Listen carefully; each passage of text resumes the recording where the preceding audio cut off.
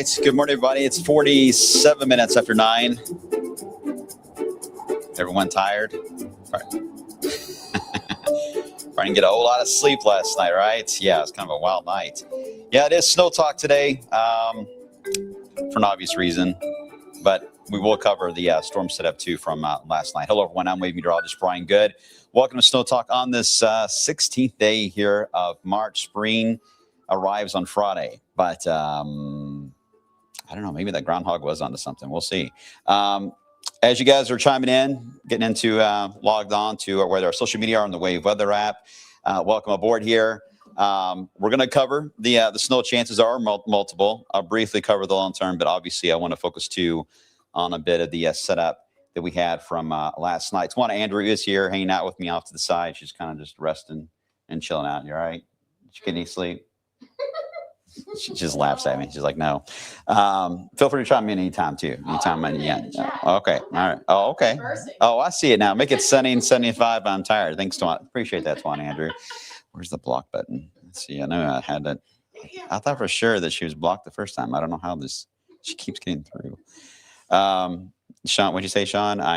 I'm tired of that 4-letter S word. I'm assuming you mean snow. Yes. So in fact, speaking of that, let me show you. This is what it looks like. Well, I don't know. You ready to see this? No. Too bad. It's got to. All right, there it is. Yep. Live looking at E-Town. Flakes are flying. Yeah, quite the change in 24 hours, right? Actually, 12 hours. What am I saying? 24 hours. I'm used to saying 24 hours is a big change. But in this case, yeah, it's only been a few hours. And this is what we're dealing with. Yeah, in some cases, these will come down heavy enough to coat the rooftops, grassy areas, cars, roadways. Not as worried about that. We're above freezing in many spots. We're still dropping, though, and we will get colder as the day wears on. But we still are getting enough energy from the sun, despite it being blocked in many cases, that I don't see a huge problem with that. Once we get back into the darkness of night tonight into tomorrow morning, yeah, we may run into a few slick spots at that time, but we're going to hold on to the alert day, at least for the day today, and then I'll walk you through that process here in just a few moments of how that is going to evolve into the coming days ahead. All right, current temperature outside in Louisville is at 36 into Bardstown, no Scorden. We don't have a sensor there, likely due to power in that area. Right at the 3s mark into Hardinsburg, same into E-Town. And again, it's getting colder as each hour goes by. This wave of cold temperatures in Indiana is sliding southeast, so temperatures will likely go down for the books today. I don't know where we were at midnight, probably 58, 60, something like that at midnight. That will likely be our high officially for this date. But when you see that listed later today, it's a little misleading because, again, it's a midnight high. We're going to be falling throughout the day today and getting colder as we head into tonight. Current wind gusts, by the way, it's been averaging close to 25 to 30 so far that I've seen. Seems to be the case now in Indiana, one of the higher areas there into Cincinnati. 39 miles per hour. You got to be over the wind, right? This is the time of the year where it's the windiest. April is the windiest. March is number 2. I believe December is like number 3 and the windiest. So anyway, it is going to be a windy setup today, and that is going to keep those wind chills. Oh, speaking of that, it feels like 26 in Louisville and 20 into Paoli at the moment. That will get a lot worse in the next 12 hours again. I'll show you those numbers in just a second. All right, let me take you back to the radar from last night. And this is looping from all the warnings that we had as this, what we call a line echo wave pattern. It's just a wiggly line of showers and storms kind of just rapidly accelerated. I think the top speed that this line reached was about 75 miles per hour in its motion as far as how fast was it driving. So we knew then if you're getting that kind of a speed on its speed limit, if you will, then we knew there was going to be a problem with some of the wind coming down to the surface. So now we're into the current setup on snow. Let me actually switch to the wind field on these warnings because this is where we ran into problems. And I'm going to zoom in on a couple areas and just bear with me here. I'm going to kind of slide this over in real time here, back and forth. You're looking at the wind, again, red being the wind blowing away from the radar beam at Fort Knox, green, or in some cases blue, blowing toward it. I'm going to take you back to where problems really started for Kentucky first. And this is when we started tracking that cell that was entering Grayson County. This was about 11 o'clock on the dot. You see that rotation. There's 2 areas really that were showing up at that time. There's one there not too far from Litchfield, and then the one there into southern Breckenridge County that was tracking into northern Hardin County. That one got our attention. fairly quick. As it continued to evolve to the northeast, there you see where the warning was prompted. And this is where we started getting reports of damage. And this is where the Weather Service today is going to be surveying, is going to be at that area from Grayson County all the way into the Vertrees area, Flaherty, Kentucky, all the way to near Radcliffe.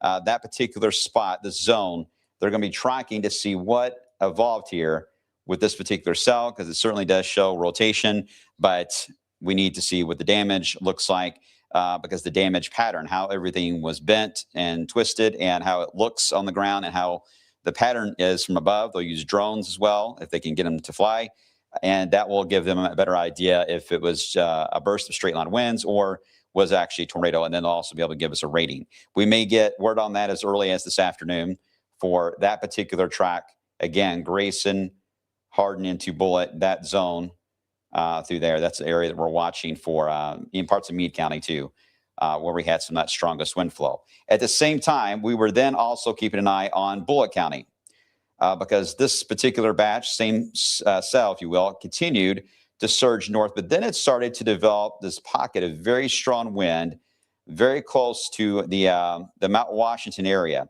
At this point, I think it was still a severe thunderstorm warning. Let me look. I think it was at that point at just after midnight.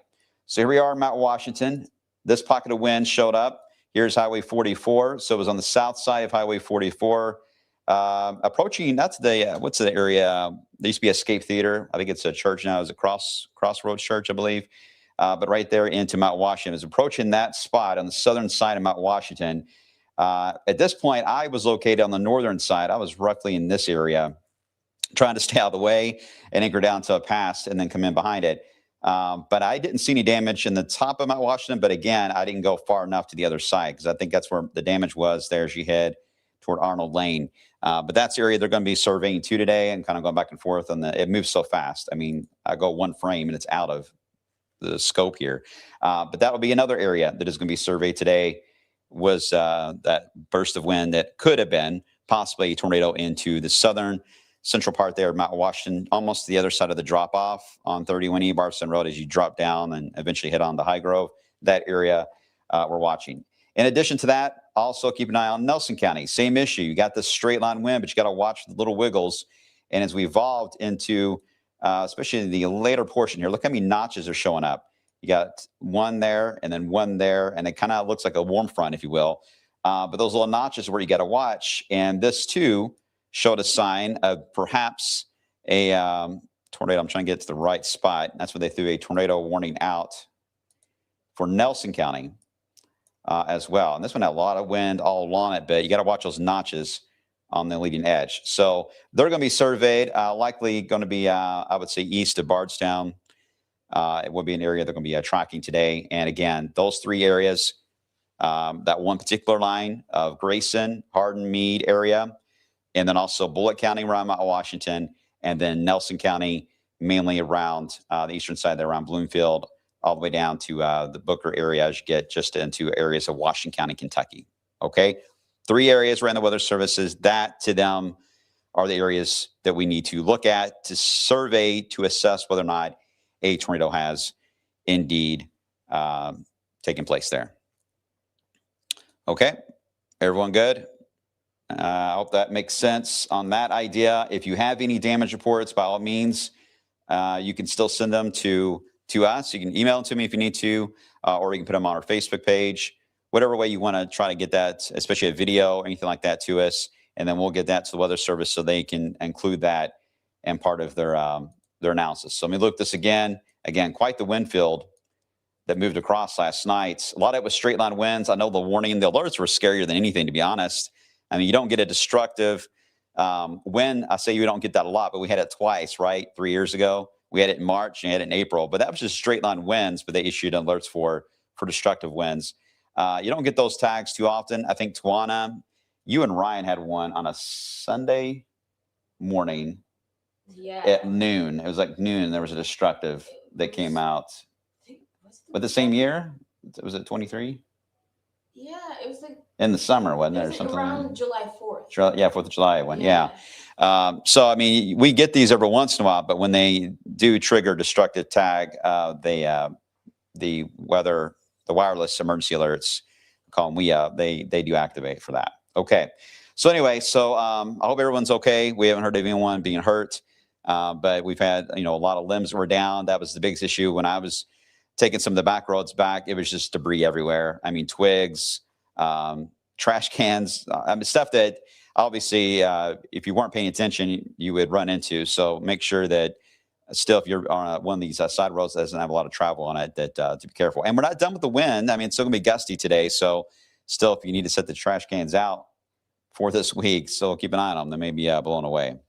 What about that warning for Orange County? Shonda was asking. We had that. We had the notch, but we did not get any, as far as I know, any damage out of that area. So that's what they were waiting on to see whether or not we backtrack that so you can see. Hold on one second. There we go. As it moved through Orange into Washington, I mean, there was a notch there, but yeah, it wasn't as strong of a signature as the ones in Kentucky. The ones in Kentucky stood out because this was actually a supercell that started way back here around Hopkinsville, Kentucky, and that got embedded right ahead of the line and tracked right into that bullet area. So if we didn't have that supercell that was embedded on the southern part of that line, we probably would not have had as many problems into central Kentucky. But that's what made this situation a little more unique in Kentucky versus Indiana. I know there's a lot of colors on this map. It's overwhelming. Looks like one of my drawings. But we did not see that same type of signature for Indiana. But if you have any damage, by all means, again, post it, and we will mention that and get that looked at. The water company in Scottsburg got damaged. The water company? Yeah, so I think it was like right off of that same line as it kept. Yeah, let me advance it there. That we don't know. That could have easily been a straight line wind. Because the velocity at that point does not really look overly concerning for a tornado. It looks like a straight line wind. Hats off the Weather Service. This was not an easy one to do, and they're never easy when you deal with nighttime quasi-linear squall lines like this, or LUDs, we call them, for line echo wave pattern. They're very difficult to track because there's so many wiggles in it. You always have to have almost 6-7 people on radar just to watch every single one. And then, as you saw here, every time the scan would update, it would be out of the county almost. So it was a tough one. So I'm glad that they were able to get everything they need to out. And I think overall, the advance notice on this, the awareness of it, I think is what makes a difference. I'm glad when I have reports of when being seriously hurt or anything like that, because that tells us too that means everyone was highly aware and paying attention.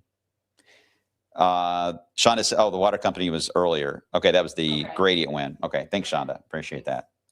Okay, so where are we at now? And again, we'll keep you updated as those surveys are being done. This is an ever-evolving setup, as you guys know. Our news team's working on the damage images, and the surveys will come out. I just want to advance this a little bit more about what's happening now and what's next, because now we're back into winter mode here, and we've got these snow showers moving in. One or two of these snow showers may reduce visibility enough that it'll get close to a snow squall type of look to it. Right now, the snow squall parameter is much higher in southeast Indiana into areas of Ohio, around Cincinnati. It does drop off the more southwest you travel, but still, just be careful. More of a visibility issue than anything as you move across wave country today. And the radar is only detecting the ones that get close to the beam that are there at Fort Knox. There are a lot of them out there. So let me switch over. Well, let me switch over to the one heavier pocket I showed you there in E-Town. Again, snow shower, Fern Creek, Mount Washington, Shepherdsville, E-Town. The heavier pocket, very close to, not far from Sonora, Kentucky, heading south of Sonora, and Horse Cave and Cave City. Okay. Several of you have sending your MPM reports too on that, to keep those flying in. Wavy every once in a while may pop in with those snow reports. But you can see why we still have a lot more snow showers to go. The system's still ongoing. Look at the severe weather already with tornado warnings into the Carolinas and Virginia. There is another piece, a little vort, if you will, that is digging right here near Memphis. It's rounding the base near Atlanta, and it's about to surge right up the Smoky Mountains and head right over, say, Charleston, West Virginia. That's happening in the next, I would say, 3 to 4 hours. As that surge moves up into the mountains here, it is really going to enhance your severe weather here into the Mid-Atlantic, and this will be their main show for severe weather and tornadoes today.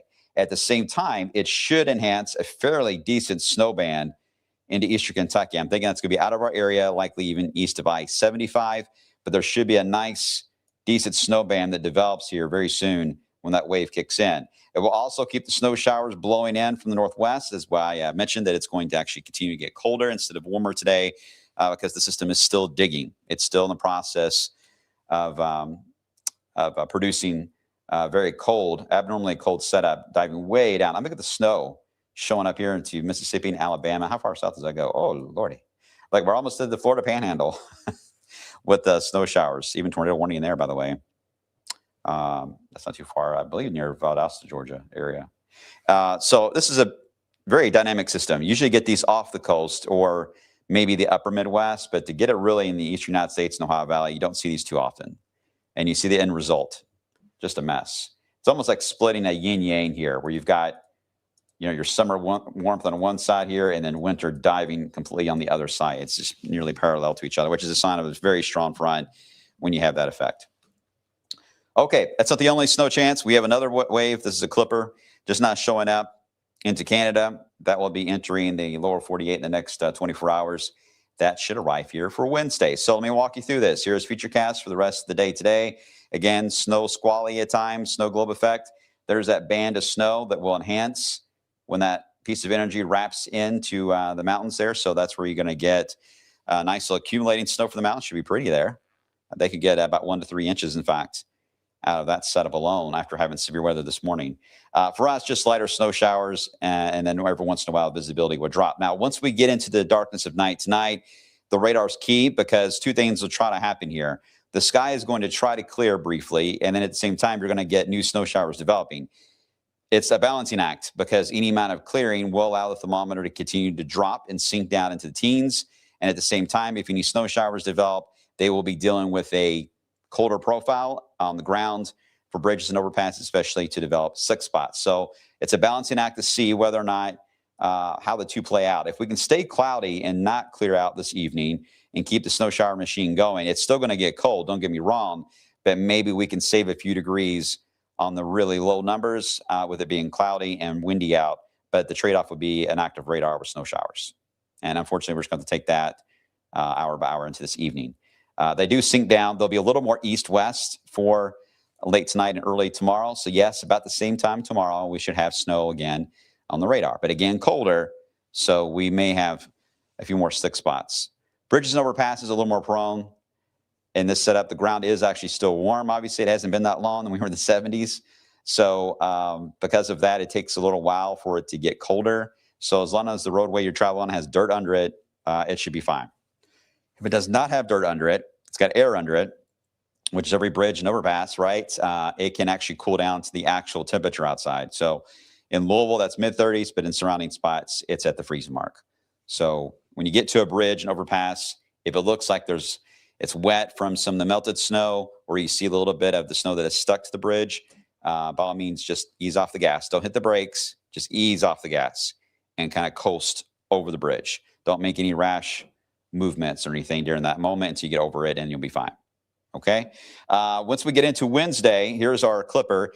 This is going to be interesting because this one's all about timing as well for late Tuesday night, early Wednesday. It still looks to be a pre-dawn issue as it arrives, bursting out into snow. You see that's got rain on the southern edge of that because warmer air is trying to push in to the clipper from the southwest. So if the snow does continue to arrive in the pre-dawn hours of Wednesday or Wednesday morning in general, I think it will be snow for a lot of you that are watching. And yes, it could stick for another coating. Again, ground even colder by this point. At this point, we're 36, 40 hours below freezing. So now even the roads with dirt under them will get colder, and they could start developing a lot of accumulation on them or a slick spot. Once we get into Wednesday afternoon, it will look completely different. Once that clipper moves out, the sun comes out. We don't know how warm we're going to get yet because we want to see when the sun will break free. But the earlier that happens, the quicker we can get to 55, maybe 55 to 60 Wednesday afternoon.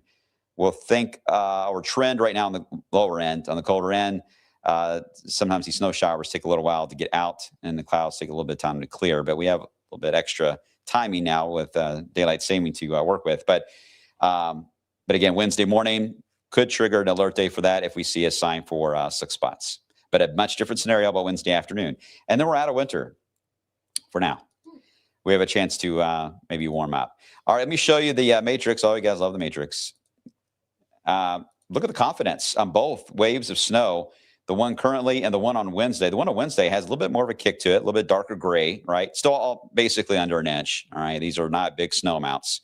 These are very light snow setups, but they're almost every line almost filled in on the ensemble. So high confidence. Obviously in the snow today, it's snowing now, but high confidence on Wednesday. But I'm not ignoring there are signs at the end of March. And I do think that'll be our next period to watch, will be the last weekend of March. It does have a cold look to it. The models have not fully latched onto this yet, but the pattern does support another round of cold weather and maybe snow, roughly the 25th through the 28th, somewhere around that range. All right. We'll see what happens with that as we evolve. I'll show you a hint of the long term in a second. Snowfall amounts in the short term. This is light stuff, less than an inch. If you get a heavier snow burst, yeah, maybe a couple spots at 1.1 or 1.2. I think that's certainly going to be the exception rather than the rule. So we're not going to draw that over the map. Most of you will be under. As far as the snowfall for Wednesday, very similar, maybe a little bit more of a kick to it. We'll monitor that. There may be a chance to maybe add in a little bit more of a 1.5 or something that may develop right on the leading edge of it. But I want to see how much moisture this thing's going to be able to hold on to. Clippers usually don't have a ton, but it is trying to inject some warmer air into it. So sometimes that could be enough of a kick to it to bring it alive. And that could be a little bit of a surprise snow sometimes when they dive in like that. So we're watching Wednesday's snowfall as well. Don't forget about these wind chills tomorrow morning. I don't think you will when you walk out. They're cold now, but nothing like tomorrow morning with single digits. You think it's cold out there now just because it's a shock from yesterday, but it's going to be even more of a shock tomorrow morning, wearing the parka and the gloves and just trying to stay warm for your Wednesday. And then we get into another cold setup again Wednesday morning. Toward the end of the week, spring begins on Friday. It's just for decoration on the calendar, the first day of spring. Sure. It's not anything, it doesn't mean anything. We do warm up though, and there is a backdoor front of sorts that'll drop in as we did to Sunday. There is a chance to get really warm on Sunday. Our horizon model is trying to push us 85 to 90 on Sunday. The Euro, I think, was close to 80 on Sunday. So there is a chance for another very warm day here on Sunday. But at the moment, this angle of attack of a front dropping in from the Great Lakes is not exactly a prime area to get a lot of severe weather. If you do get anything, typically it's going to be just hail. But we're watching this. This will be another nocturnal event, more than likely another Sunday night after sunset setup. So Sunday, we could score another bonus warm day, but we'll have to be on guard maybe Sunday night for a few thunderstorms that may drop in late night and early on Monday. Right now, the AI modeling doesn't even highlight really any severe risk, but this is one that could develop into maybe more of a health threat, but nothing big like what we're going through, not even close. So we make sure to put your mind at ease on that. This is more of a nuisance setup, and it will certainly drop temperatures down for a week from today into that Monday. And then we try to warm up in a modest way before we get into whatever's going to happen at the end of March, which will likely be another rain or thunderstorm setup that will go cold. It'll be a strong system. It takes strong lows to pull down these cold attacks like this, like we're getting today. But unfortunately, when we get these strong lows, you get severe weather. So if there's another period to watch for severe weather, it will be right before that cold shot of air. So roughly 26th to the 27th or so of March, that'll probably be our next time that we really need to pay attention. And then maybe drop in after that with cold weather. It's a lot, isn't it? I know. Let me show you the 10-day and I'll get to your questions because a lot of you are chiming back and forth. Okay. Let's see. In tight. Mark, you guys are the only ones saying rain and storm Sunday night. Well, okay. That's the way it looks. It's a front that sinks down from the north. It actually has been showing up for a while. That was there last week when I was looking at it. So we'll just see how warm we get on Sunday and whether or not it translates down or not. We got 68 in, but again, there is potential to go much warmer on Sunday. It just depends on how fast it drops down. but I'm not as overly worried about it at the moment. But you're asking when's the next time we could get thunderstorms? That looks to be the next time. Hi, Angela. I haven't talked to you in a long time. I did appreciate the half-hour notice and the tornado warnings. Yeah, the lead time of the warnings, I think one of the longest ones was 50-something minutes of a lead time of a tornado warning. Guys, especially if you haven't been watching weather in recent years, that is remarkable. I mean, even when I started to hear a wave, if you got 5 minutes, that was big. 15 started to be a more of a range that developed about 2012. And then it went up to 30 minutes. But now to get up to 50 minutes of a lead time is pretty remarkable. So the technology's come a long way. It doesn't always guarantee one, but boy, it's nice just to know, right? Hey, Sean, I got friends in Flaherty said they saw the power flashes. Yeah, we got a crew. I think they're heading to that part, right? Into Hardin County. There already. Rob Wells, okay. The National Weather Service right now. Okay, so they're there now, and we'll let you know what the ruling is. Weather Service has the tools. They use the drone technology, but they have the amazing way to plot all this using their iPads, and actually will determine and plot the scattering of the wind damage and automatically assess what it would take for this piece of wood to bend this certain way or aim in this direction or twist the metal. What would it take to twist that particular type of material? They know all that from the years of research that we've had to do. So when they go out, that's how these are determined. So which is pretty wild. And sometimes we get these pretty fast. Sometimes if there's a lot of questions on it, there's a lot of damage to look at, they can take up to 2 days to get a survey back. But I think today's will come back today. Cameron, on April, I haven't looked much at April. I do know there will be some more likely cold attacks. This pattern will keep repeating, but it gets less dramatic as we evolve into April. So as we get less dramatic cold attacks, the severe hopefully will not be as bad. But to be honest with you, I have not looked as much at that since last week. So give me some time to work on that this week, Cameron, and we'll circle back into April. Any other questions? How much I got? A little bit of a dusting on your deck rails? Yeah. When I got in last night from the storms, it was pouring rain. Poor Adobe was ready to go out, open the door up. He walked right out there and literally did a 180. And he got on the porch, did a 180, and was like, "Nope, I am not. This is not for me. I'm going right back inside." And I was like, "Great. Now we're gonna have accident time in the middle of the night, probably." But he did good. He did good. This morning it was interesting because he still thinks it's, how dogs can be with their mindset. He still thought it was raining this morning, so I had to tell him that it's not raining, it's fine. And then he walked out and realized it was snowing. That didn't really that didn't really help. So Dobby's a little mad at me at the moment. That's all right. Secretly, he loves me. I know that. Okay, everyone seems good. Sunday afternoon, Andre, we're looking at right now, we've got 60s in, but again, there could be some overachieving. It depends on when that front will sink down on Sunday, whether it's early in the day or late at night. Right now, I'm leaning more towards Sunday night late. So that may give you a warm, dry day, and hopefully not as windy, but it should be a warmer setup. The weekend doesn't look bad. Saturdays have been in a good spot here lately to where they've been benefiting from the nice warm surges without the drama of severe weather, which is nice. Now, once we get into the end of the month, that one system that brings in colder air, that may shake up the timeline a little bit. Sometimes when you get in a groove, the weather pattern will repeat on the same days for about 2, maybe 3 weeks. And then something comes along and shakes that timing up. But once you get into a rut, it can be in your favor. In this case, Saturday seemed to be locked in. Best kind of love there is. You're right, Sean. It's the best kind of love there is. Our puppies. Todd's got grapple there. Into, where'd you say we were at? In Floyd's Knobs? Yep. And grapple's like just the soft tail. It's basically a snowflake that melted and basically kind of froze back. But it's very similar to sleet, but it's not hail. Hail is a warm process. This is a cold process today.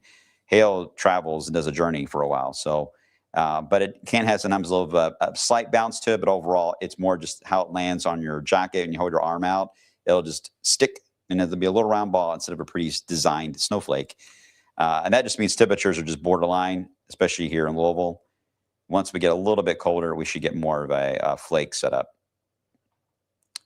As long as thunder over Louisville is not affected. Yeah, I know. How was it being in the field last night?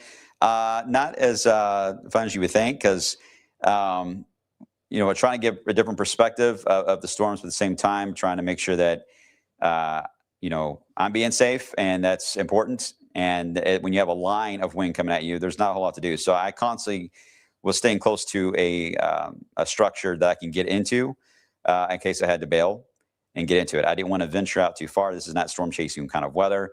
So we just wanted to provide images of what it was like in that area, but at the same time, be safe. But the area staying, I was telling Tawana this, is that I was in Southern Jefferson and into Bullitt. So it was constant air raid sirens the entire time. It felt like. So you just would constantly hear that sound, even through heavy rainfall, and you can still hear it coming through. And that sound, since I was a kid, has always just been a very terrifying sound. My anxiety always shoots up when you hear air raid siren. We don't hear them very often here in the building and severe weather coverage. So being out in the field is one of the few times I've actually heard them, to be honest, because we're so insulated here, so we don't notice them. But they are scary sounds for sure. And there have been a lot of reports of them failing too, in some of the counties and districts last night. But it's good now, get those repaired. That's why we can't rely on them to be the official warning notification system, because they just have a lot of technical problems and very sensitive to weather elements, so they can fail easily. All right, thank you all. Appreciate the comments. I'm going to jet and get ready for these damage results to come in as we evolve through the day today and track these snow showers. Normally I'd be really excited about snow, but in this case, yeah, I'm not as thrilled. That's all right. We'll get through it. Again, if you have any damage reports, let us know. We'll keep you updated on all of our newscasts today. We'll be back on at midday at 11 a.m. All right, take care, everyone, and I'll see you guys on the flip side.